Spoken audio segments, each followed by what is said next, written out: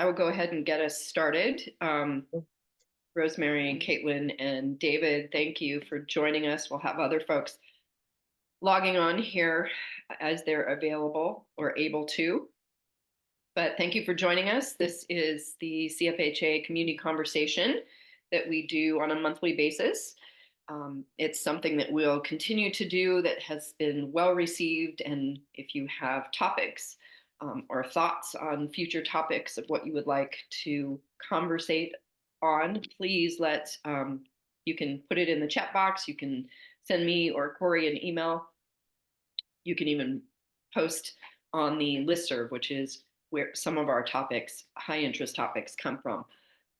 I apologize for the sound of my voice today. I am mending over the bug.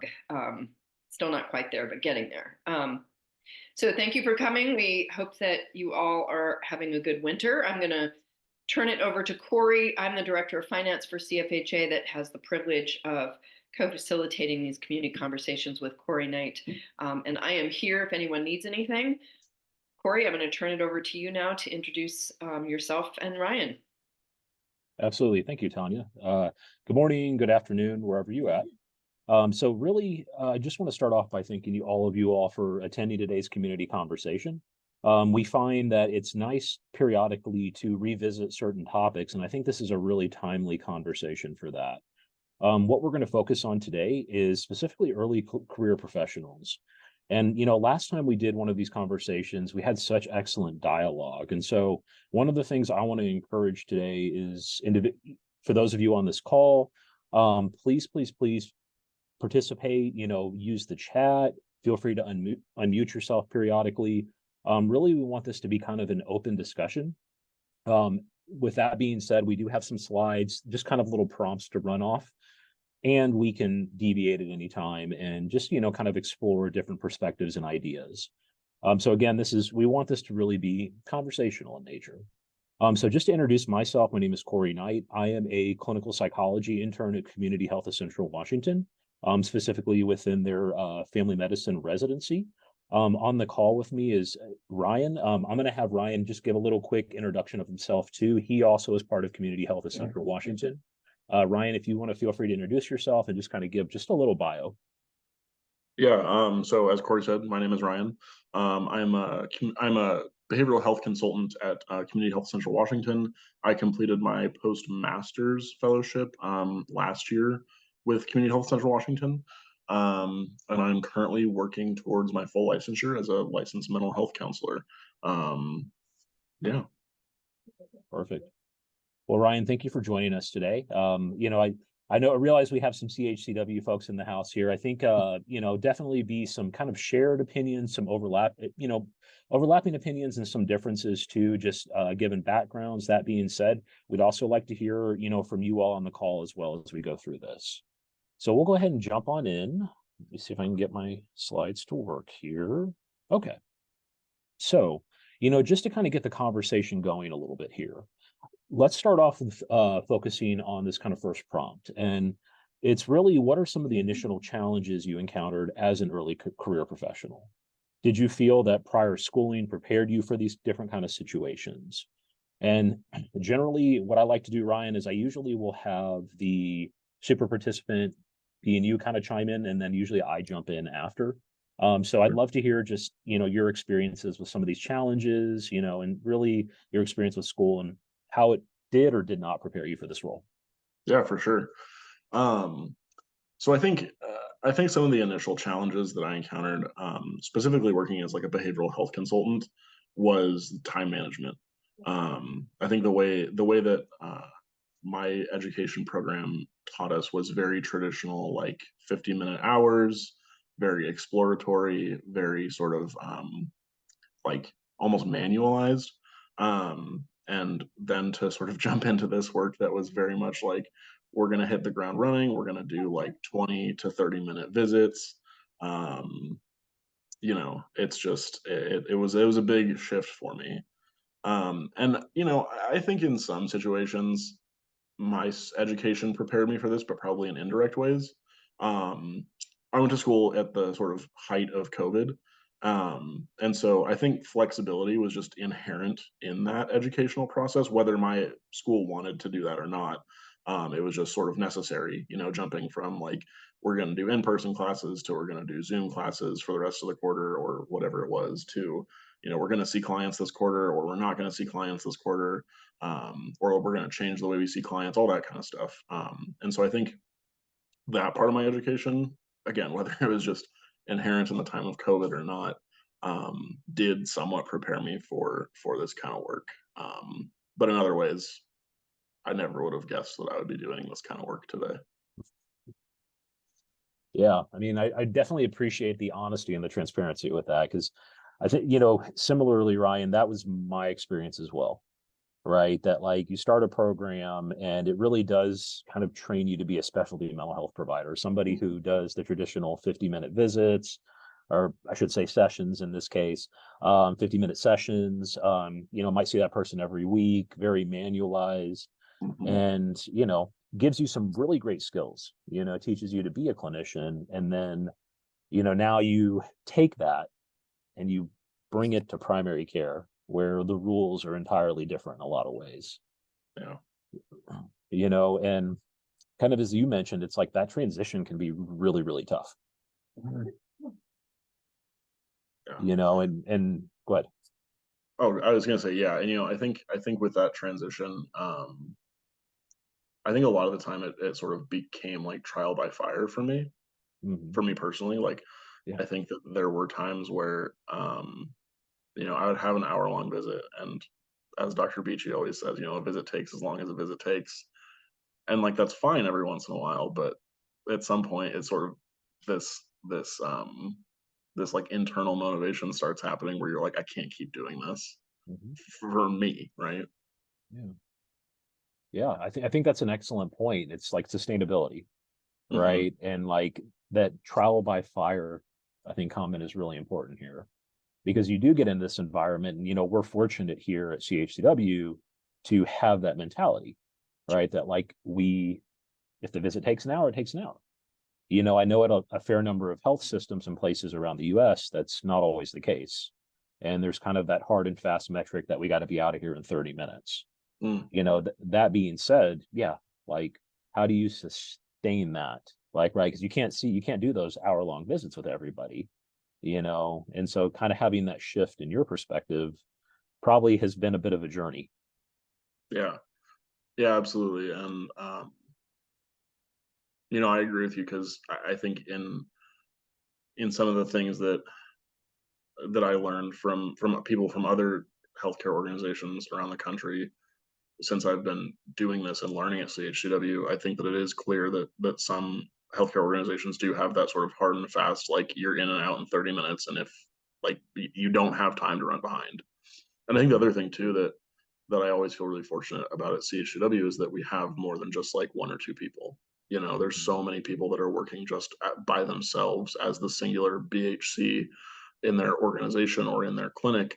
And so, I personally have that luxury where like I'm generally on with another BHC, and it's like if I take an hour and someone else can take a handoff, that's great. Um, but I know there's a lot of people that don't have that luxury, and so, and granted, there have been times where I've not had that luxury. I'm like, I gotta get out of this visit. But yeah, it is definitely a big shift, and one that took me a fair amount of time to quote unquote master, I think. And I don't know if it took me longer than average for any intern necessarily. But I always felt like I was sort of like, this is taking me like a really long time. um, and eventually I got there, but took some patience. Yeah. Yeah.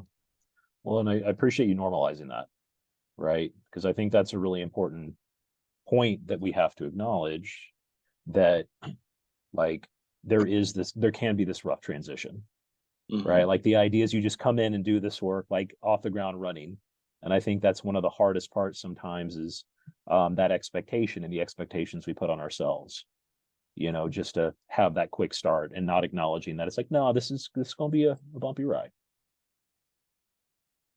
Yeah, yeah, I think that's definitely evident in like in our group supervision that we've done, right? Like I think we all have those moments of like being a really bumpy ride. And sometimes it's like, I don't know. I don't know how you feel about this. I've always been like, you know, it can be like a fun bumpy ride, or it can be like one of those bumpy rides. You're like, I cannot wait to get off of this bumpy ride, because I Yeah. want that to be over. Yeah.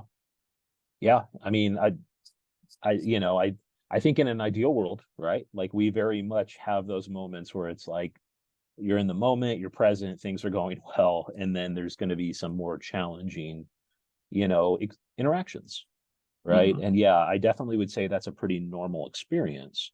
You know, and I'm wondering too, for some of the folks that are just kind of listening on the call, if you're able to kind of speak up, type in the chat. I'm wondering what some of the challenges you all have encountered, because I know Ryan and I are kind of talking about some of the same overlapping ones. I'm wondering if there's any kind of different challenges or something maybe you agree with or disagree with what we're saying.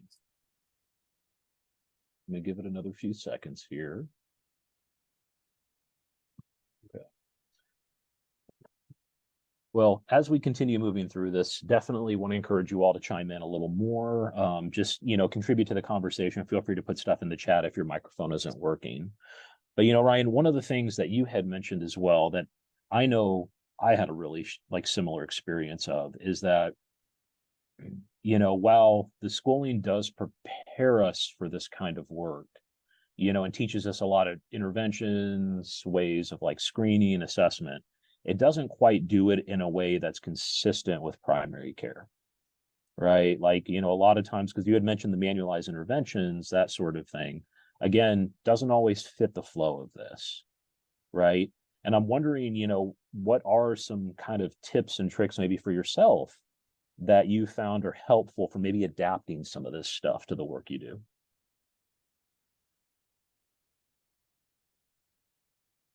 We want to address what's in the chat first. Yeah, let's go ahead and do that. So yeah, Lindsay here says, I think my specialty mental health graduate training set me up well to slowly learn assessment and intervention. And then my postdoctoral training in IBH helped hone and adjust my skills to fit the PCBH model. Lindsay, I really appreciate you chiming in on that. And Rosemary, you just jumped into. I appreciate both of you for doing that so far. Mhm. So Rosemary, I think a lot of the challenges I faced have stemmed from being the only BHC in my system. Absolutely. And having to educate all levels of our system on integrated care in my role. This is not something I've really learned at all in my school and has required me to do a lot of self-education and training. Well, you know, thank you both for just, you know, putting that out there because I think that's really important. And I want to make time for addressing some of that. So let's maybe kind of address Lindsay's comment, and then I want to put some time with Rosemary's as well. So yeah, so you know, I think Lindsay, that first off, I'm glad to hear that the postdoctoral training opportunity has been such a beneficial experience for you in terms of learning the essential skills to fit the PCBH model. Do you feel like at this point you're in a better place with that, or does it feel like you're kind of still at the same stage, so to speak? No, I'd say I'm in a good spot. I feel like Wonderful. I got stellar training. I did my postdoc at Access Community Health Okay. in Madison Yeah. with Megan and Beth. And Mhm. I mean, yeah, I think it was perfect training for what I do. And now I'm the only person, you know, I started a program in Montana Oh, cool. and yeah, I'd agree with Rosemary that it is a challenge being the only person. And the way that I've addressed being the only person, to kind of jump to her comment, is like connecting with other directors of integrated behavioral health who are in the same field or like same position. Like I connected with someone who started a program in Virginia, met him through here, and we started just consulting and like connecting and talking about what it was like to start a program right out of postdoc. And yeah, it was, and then also just connecting with other people, even in different organizations within Montana, has helped. Yeah. But it kind of just scooch back to my original comment. I also supervise students, And one thing I've noticed with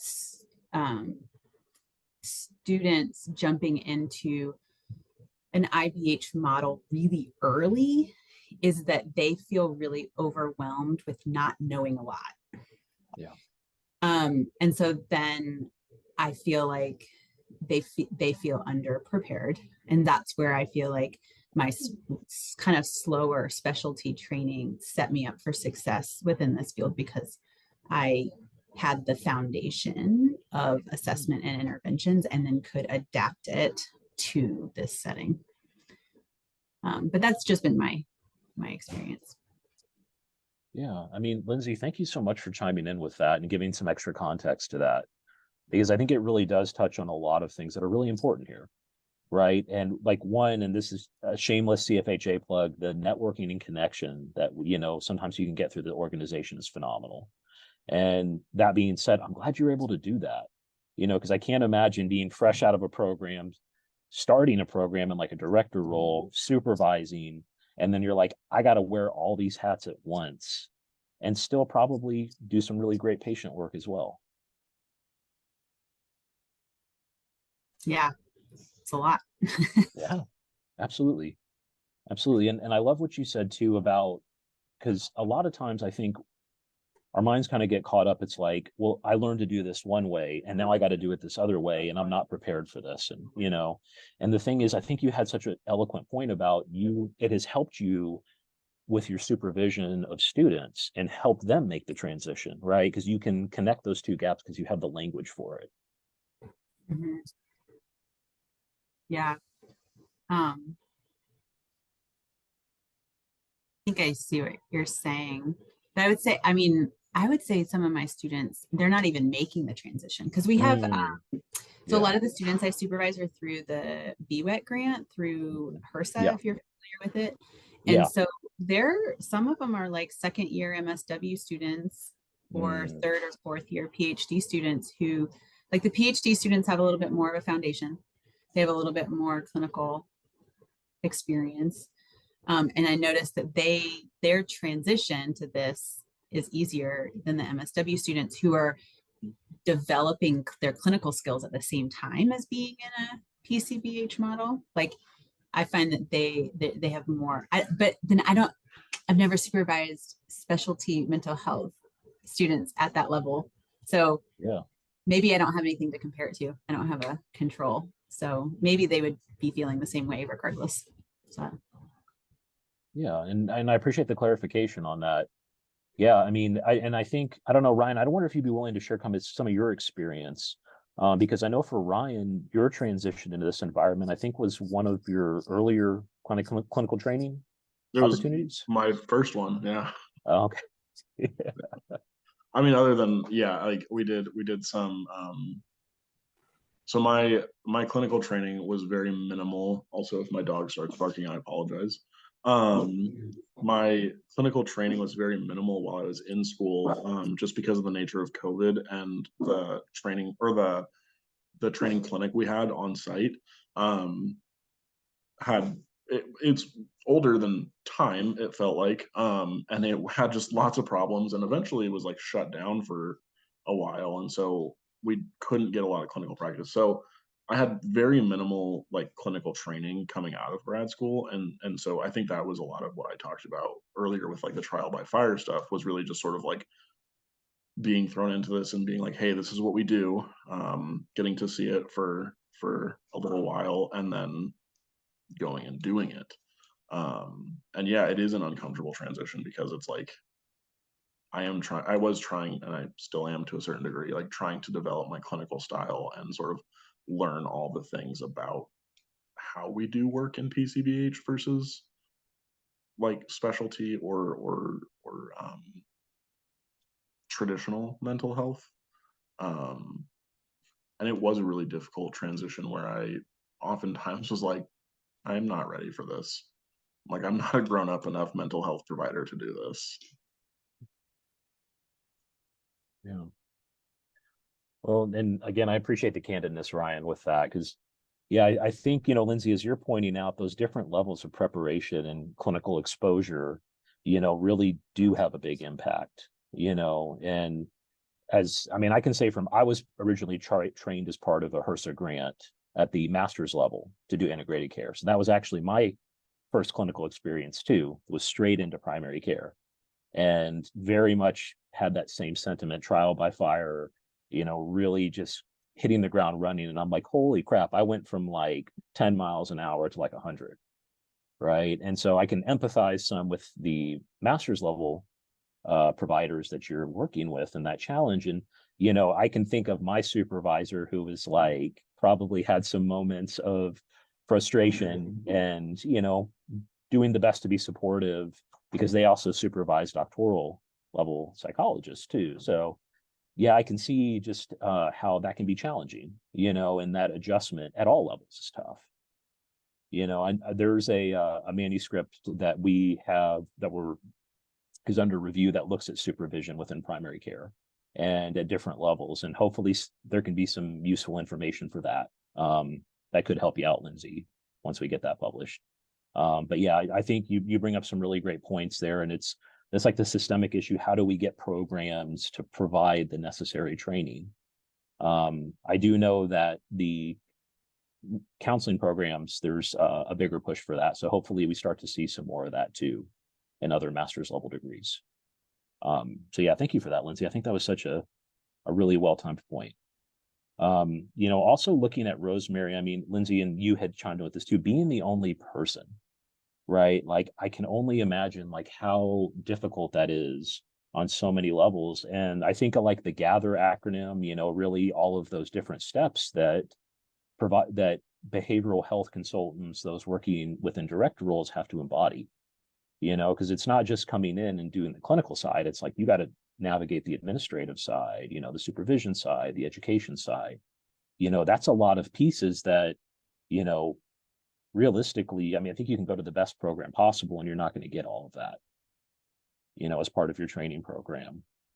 And so, if there's been a lot of like self-education training, I'm wondering, in addition to those things, what else has been helpful for enhancing that knowledge or continuing to further develop those skills?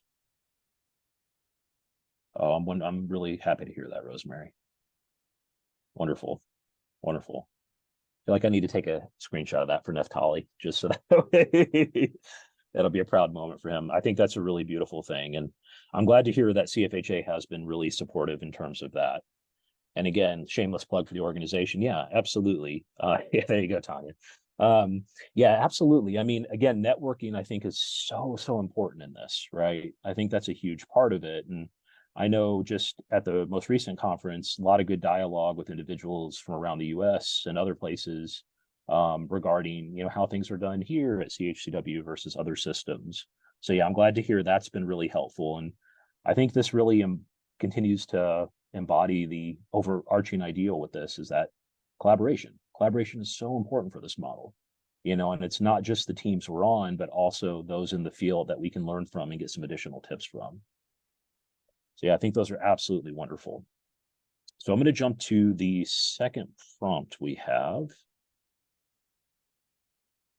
So, I think this is, whenever I've put this prompt on here, my mind kind of goes several different directions, because really, as we've gained experience working in these kind of settings, there's probably a lot of profound moments that have come up for you as a provider, maybe even you as a supervisor, director, whatever that may look like, whatever it looks like at this stage in your career. I would say, what are some of those profound moments? Even what are some of the more challenging ones, and how did you kind of navigate those things?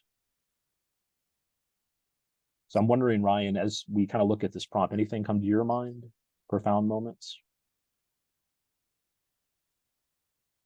I think sort of finding like profoundness, that's a word, in sort of like ordinary things. I don't know why my mind is going to this idea of like parting ways with a patient, especially given like, I feel like in sort of traditional mental health or sort of the 50-minute visit session kind of stuff, ending with a client is like a really big deal. And not that it's not a big deal in what we do as well, but I feel like it's more normalized in what we do. And there is sort of this like profound idea that like there's opportunity to see this person again potentially, and you might never see that patient again. But sort of like agreeing that they're at a place where they're like, I can sort of take this from here, I feel like is much different than it was the way that I was taught, right? Like it was sort of this very sacred moment with a client to sort of part ways with them. And then in primary care, you're just sort of like, great, call us if you ever need us again, right? And I think that that was sort of a profound shift for me, but also like finding some level of like profound beauty in that sort of like, I don't know, everyday sort of like see you later, you know? Yeah. Yeah. I mean, Ryan, well said, man. Yeah, I definitely think that, yeah, I mean, my mind goes a lot of different directions with that, because realistically, yeah, like there is kind of almost this like sad parting in essence, a lot of times in traditional mental health, right? Like we've put all this time in with this person, like, Mm-hmm. there's these moments of like difficulty, struggle, strife, and then these moments of just growth and small victories a lot of times. And so it can feel like, terminating that, using that terminology, terminating, right? Like Mm-hmm. has such gravity to it, has such heaviness to it. And, in this environment, we're members of the primary care team. They don't have this big emotional send off usually every Right. time they see a patient, right? It isn't this termination process. Mm-hmm. This is continuity of care. We'll see you when we see you, right? Right. Whether it's for a scheduled follow up or you just come back in. And, yeah, I think that's one of again, my mind says like one of the most profound shifts with doing this kind of work, and I would add to it as well that if we do see that patient once, like sometimes we think about, it's like, what is the impact I've had on this particular person if I'm ever going to see him again? And that being Mm-hmm. said, like you've also created, this kind of relational frame that's like this person can come back here and potentially see you or see another wonderful behavioral health provider, and that continuity is just so powerful, Mm-hmm. you know. Yeah. I think one of the profound moments for me, just to kind of chime into this too, is just honoring like human strengths. I think that's Mm-hmm. such a wonderful thing about this part of work too, because like we're trusting like, hey, like to a degree, we're teaching some skills, things like that, and you got this.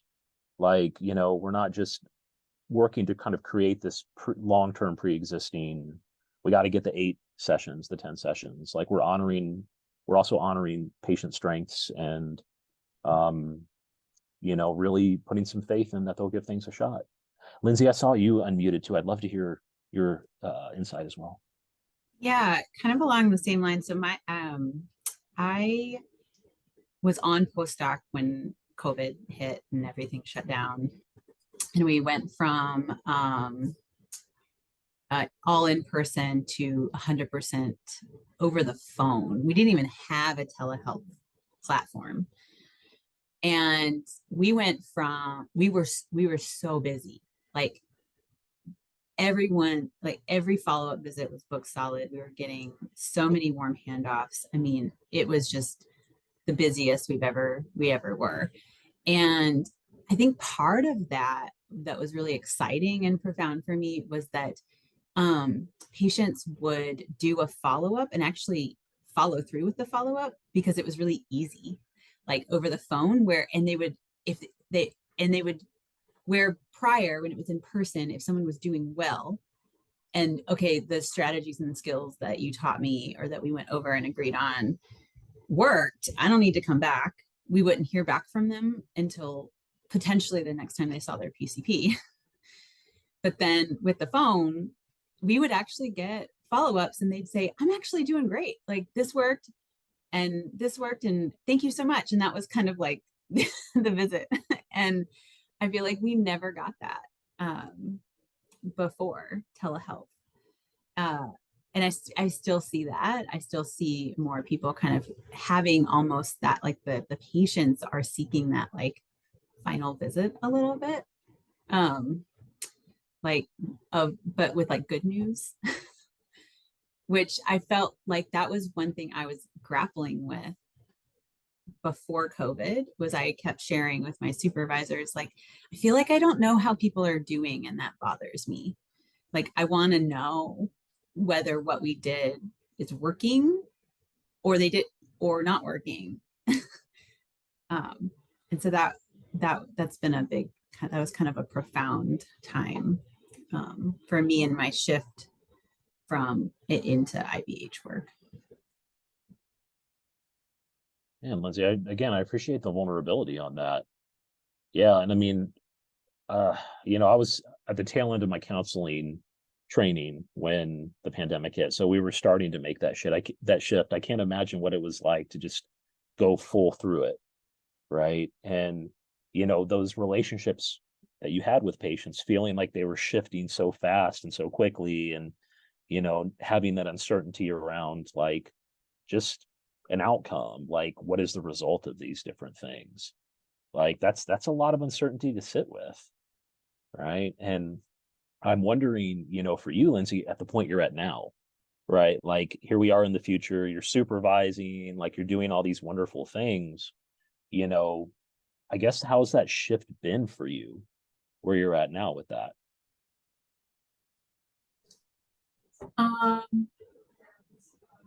It feels good now. Yeah. It's funny that uncertainty doesn't bother me as much anymore. I think it was part of that transition between specialized and IVH work. And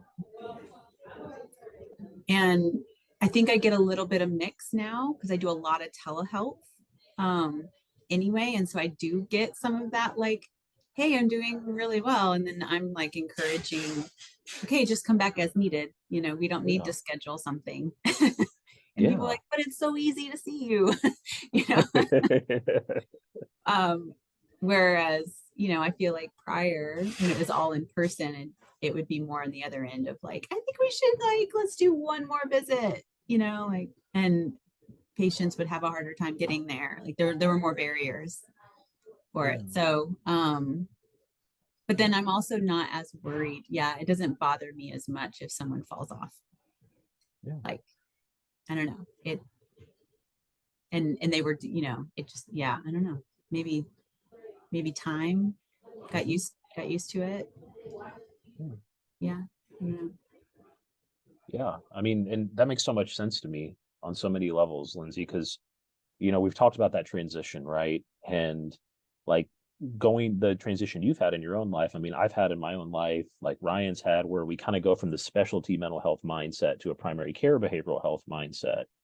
And time does play such a big role here, right? Like it really is such a shift in how we understand people and the way we practice, we carry ourselves, how we end our visits, right? And I can't help but wonder if, like, I mean, even at the stage you're at now, like the way that you're probably managing your visits and the way you're carrying yourself, like within those visits, has evolved in so many wonderful ways, that patients feel that and they feel like empowered and they're like, you know what, I can do this. I'm in an okay place, versus like, I know even like the stage I'm at, and I know Ryan, probably for you too, we still have those moments, and I'm sure you do too, Lindsay, where you're like, I think I want to follow up with this person a little sooner, just given what's going on in their lives.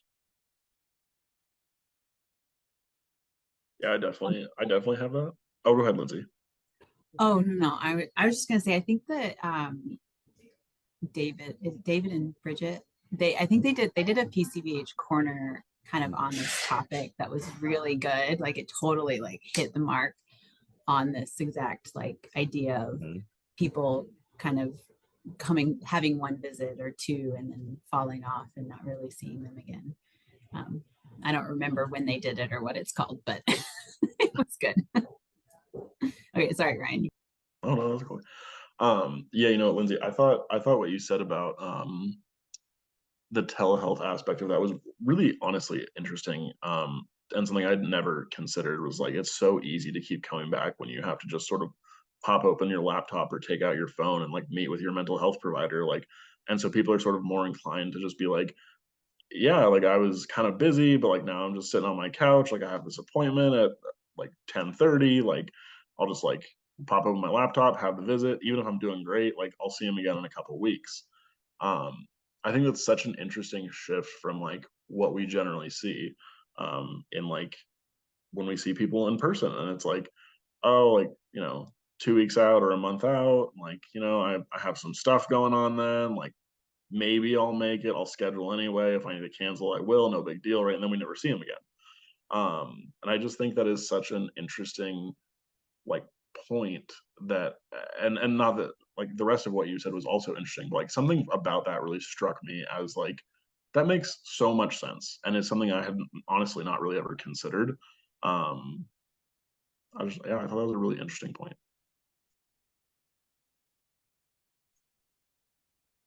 Yeah.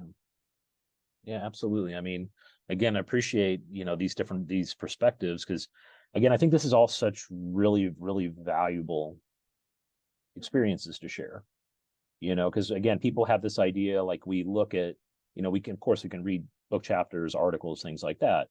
Doesn't really do a good job of addressing, these contextual factors and really how a lot of this can play out in the day to day. So yeah, I think these are really really excellent experiences that are shared. And I guess this takes my mind the direction of like, what have been some of the most challenging experiences? Because we're talking about how we worked through some of these situations that felt like, kind of a normal flow while there was challenges.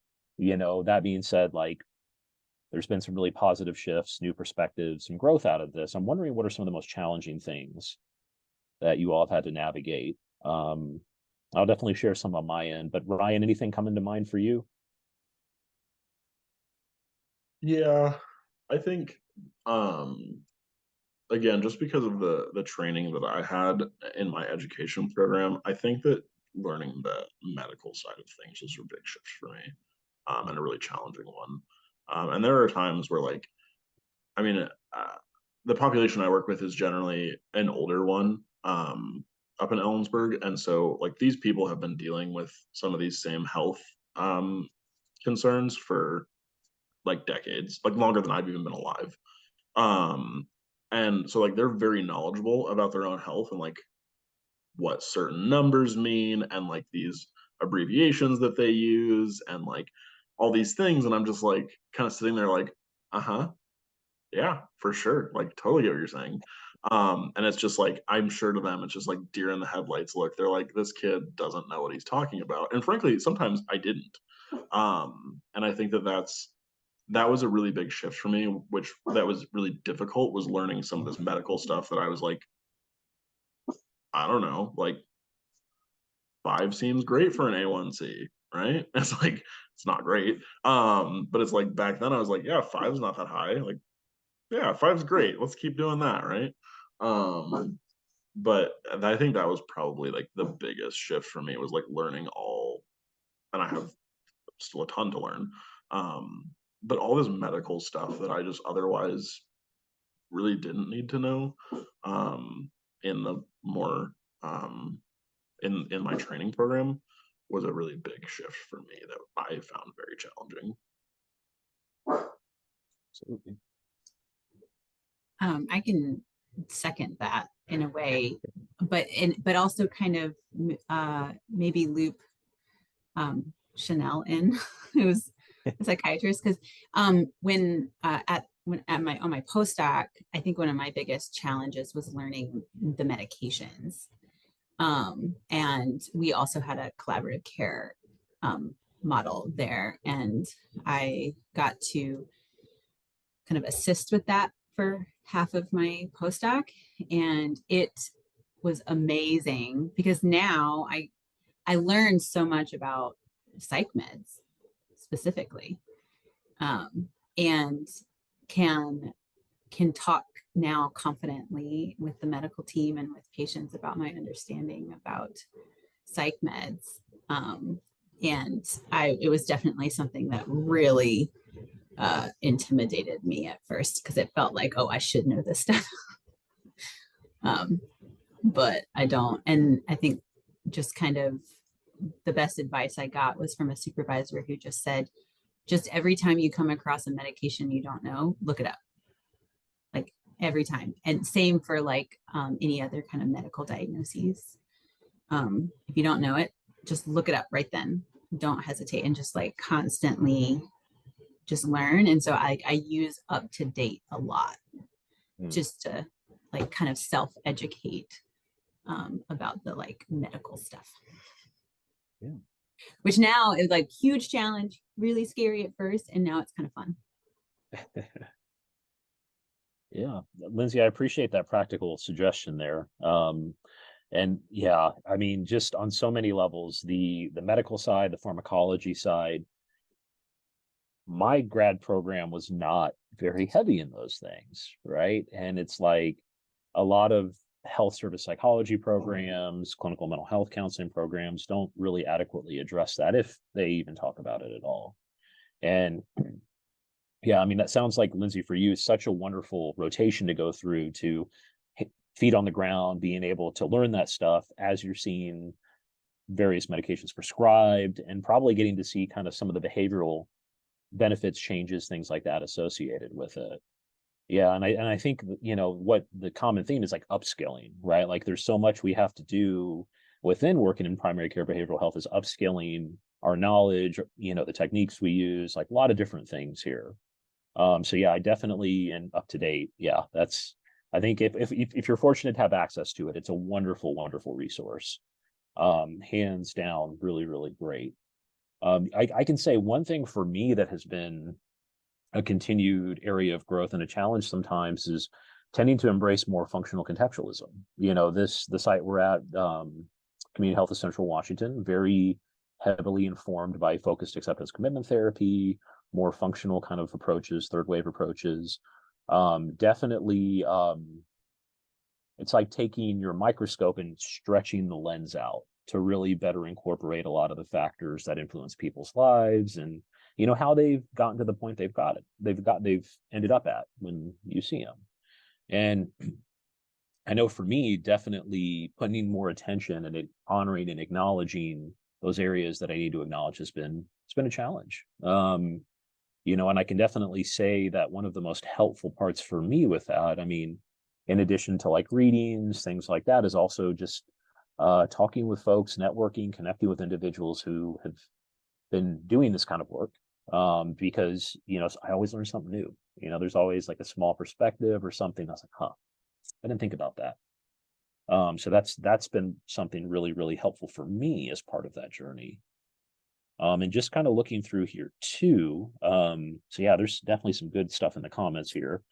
You know, so Rosemary, just like taking a look at your comment, I agree that looking at medications and medical conditions I was unfamiliar with felt daunting at first, and now I really enjoy learning about different conditions and how behavioral health can support.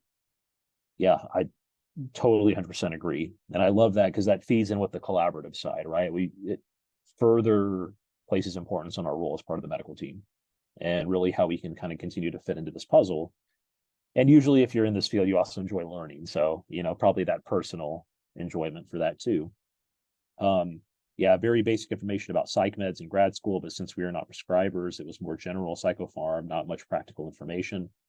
Yeah, that was generally my sense of things. It's just on a basic level, understanding kind of like classes of medications and really how they're supposed to be helpful.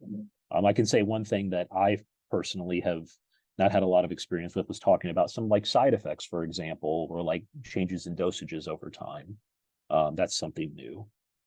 Chanel, I see on here, medical training for non-medical folks, AAFP has a ton of great review articles written at a level that is useful for folks. Perfect. We used to start there for a lot of things early in med school just to get up to speed. Most of the stuff is free online. Oh, Chanel, thank you so much for sharing that resource.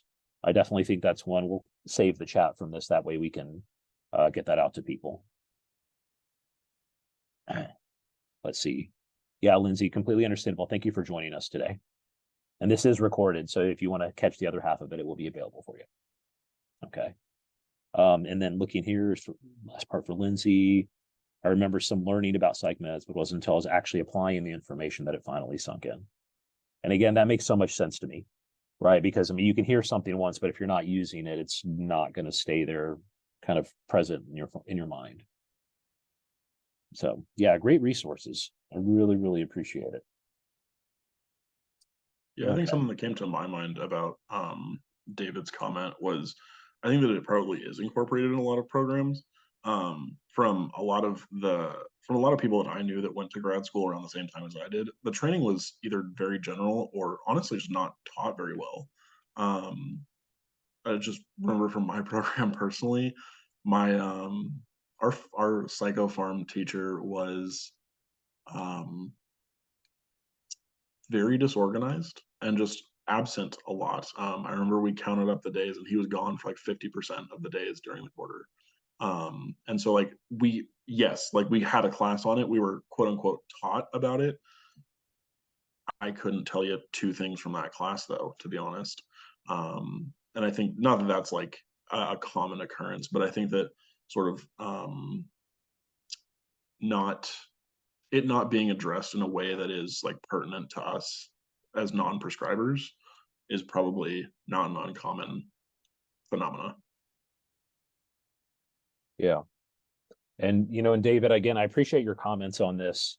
Um, yeah, you're absolutely right. The BHC is the first to see the side effects. And sometimes that's part of our work is getting an inventory of what's going on. That way we can circle back around with the PCP about potential side effects or any sort of adverse reactions. Because that does tend to come up a lot. You're absolutely right, David. That being said, I also appreciate your comment about why isn't this being taught more in programs? Why isn't this being more consistently applied? And I think that again, there's like probably some bigger systemic issues, barriers there. One of the things that my mind goes to as well is that having folks willing to come in and teach this, and as Ryan was pointing out, I mean, you had somebody and they were there about 50% of the time. I think my hope would be that programs continue to recruit individuals who can come in and teach more about this and can be present and engaged. Because you're absolutely right. This is a crucial part of whole person care. And we do consult with PCPs all the time. And sometimes we're hitting up to date to really kind of follow along with what's being said. So yeah, great point to bring up. See, Rosemary, what I have learned more on the job is how providers choose between the many different types of psych medications, common side effects, and adjustments. For example, I remember learning Wellbutrin acts on dopamine, but I could not say why a provider may choose that over another SSRI. Yeah, I think that's a really excellent point. And I do know that we've had talks at CFHA presentations on commonly prescribed psychiatric medications at the conference. And so I definitely think, us putting a plug in for more of those would be helpful. And I believe we had a past community conversation on some of that. So, we'll definitely put that down too, because I think that would be also helpful, maybe to have a revisit to some of that as a primer, just because, more exposure, the better with this. But yeah, I'm definitely with you there, Rosemary, about, it's like, yeah, I know what this is, now again, is why is a provider providing it or prescribing it? Not 100% sure. And, sometimes if you ask PCPs, it's like, well, because they're like, this is what I was told to do. So I think that there's, a lot of contextual factors to that. So yeah, definitely we need a stronger push for covering the psychopharm aspect. Okay. So looking at the time, we have about 10. Yeah, thank you so much, Rosemary. Thank you for your comments today. Your very thoughtful comments. So just to kind of finish up here, what bits of wisdoms do you have to share for early career professionals? What is one of the best pieces of advice you've been given? Ryan, I'd love to hear just in like about the last, 7 or 8 minutes here. What is maybe one great piece of advice you've been given? So many. From the likes of David and Bridget, and their eternal wisdom. No, I think really just sort of leaning in, which I know is probably the most cliche thing that anyone says anymore. But I really do think that like leaning in is such an important part of our work, especially when you're an early career professional and this is maybe not something you've had a ton of exposure to. I think that just sort of leaning in and really embracing the difficulties of what we do. Because like I said earlier, some of the difficulties are very fun to work through. They're like almost challenges in a sort of positive way. And then some of the things that we have to work through are really difficult and they kind of suck, in just sort of an uncomfortable way. But we're really leaning into both sides of that, I think, has been really important, for me personally. And I think it's a wonderful piece of advice that my supervisor gave me. And that, if I was talking to an early career professional, I would offer to them as well. Because it's been really important, in my development and my growth. And I think it's been invaluable, in my time doing this work. I mean, phenomenal point, Ryan. I mean, lean into the discomfort, right? Because like if this was going to be like a smooth, easy process, everybody be doing it, Right. And that being said, David, let me chime in on that in a second here. That's a $1 million question right there. That being said, yeah, absolutely. Like, I think that's one of the hardest parts of this work, Ryan, is, the day-to-day, right? Having those small kind of victories, having those challenging days, and just acknowledging that it's like, that's going to be part of the process, normalizing that. Yeah. Right. Like, I can't tell you how many like fresh-eyed DHCs I've like, trainees that I've talked to before, and nobody's actually acknowledging that. Nobody's really highlighting that this work is challenging. Yeah. And that really, I think, creates for a lot of people an expectation that if they do have a hard day, it's like, I'm doing something wrong. It's like, no, this is par for the course in this. Yeah. I remember having a conversation with my supervisor at one point where, and it was like pretty deep into my first year, where I was like, it's really, really hard work that we do. And she's like, yeah, like almost like you hadn't really thought of that yet. And I was like, I guess I hadn't, to be honest. Like, I just was kind of going through the motions, like doing the work. And then I just one day in supervision, I was like, this is really hard. She's like, yeah, of course it is. And so I liked your comment about sort of normalizing that, and making sure that like we kind of say those things, because I think sometimes they just don't get said. We assume everyone knows them and thinks them, but like maybe we don't. Yeah, absolutely. And I mean, and we even see that in specialty mental health too, right? Like, we don't do a good enough job normalizing that. So yeah, one of the things that comes to my mind, and David, this may tie into your question in some way. In some ways, it's something that kind of tends to resonate with me, is like, one of the things you'll hear Dave Bauman say a lot is like, have moments with people. And that sounds like such kind of a cliche and generic term. And at the same time, I think it's been a bit of a mindset shift for me in terms of entering the room with that person, being present, being engaged, and, not just relying on some kind of algorithm of how I'm going to do things, right? Like, not going in and it's like, well, this person's depressed, they're getting behavioral activation, right? Or like, this person was a referral for weight management, we're just going to automatically get them eating better, right? And I think that's where kind of this functional contextual piece kind of fits in. And I think that's something that really does like permeate through our clinics, is like, what makes the most sense for people, given we did a decent CI, maybe even talked about the trigger trajectory, when did the start, what have they tried before, just really getting a firm sense of those things, in my mind, helps me have more of those moments, helps me have more depth in each of my visits, and really kind of helps me cater whatever recommendations I have in my mind to better meet the person where they're at in their context. Yeah, and Corey, I love that you said that too, because functional contextualism was the first thing that came to my mind. I think especially when you started talking about like what people get referred for, I can probably count on one hand the amount of smoking cessation visits, and I have a lot of smoking cessation visits that have been about smoking cessation. Um, Whenever a PCP asks me to talk to a patient about smoking cessation, we almost always talk about something else. Not because smoking cessation isn't important, not because they don't want to stop smoking, none of that. Just because at the end of the day, like, when we really sort of meet the patient where they are, and when we have moments with that patient, we realize that the smoking is a symptom of something else. It's not the inherent problem or the inherent concern. And I think that has been such a big thing at CHCW that I've learned that I don't know that I necessarily learned elsewhere. Yeah. Yeah, absolutely, Ryan. I mean, I have been trained in, two kind of very different settings. And absolutely, this is not something, the functional contextual piece is not something that I've seen a ton. And David, the other thing I'll just say too is that I think the culture and the atmosphere that has been crafted here for primary care behavioral health providers has been very intentional. And I think if you're kind of what's been pointed out already, if you're doing things on your own, that's really, really tough. Like it's absolutely, you don't have the same levels of support. That being said, there's been a lot of intentionality in the culture that's been built here.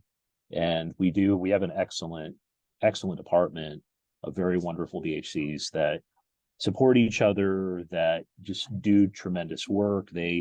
I can't even, it would take a whole call for me to talk about all the wonderful things they do. That being said, that I think has been very instrumental to the success here and to the growth of myself and prior Ryan and others who have, come through these doors as well. So that intentionality with how you want the system to be and how they've built it has been really important. Yeah. So, well, yeah, I'll say, Tanya, I figured we were probably right at about time here. Yes, we are. Any final thoughts, Corey or Ryan or anyone else?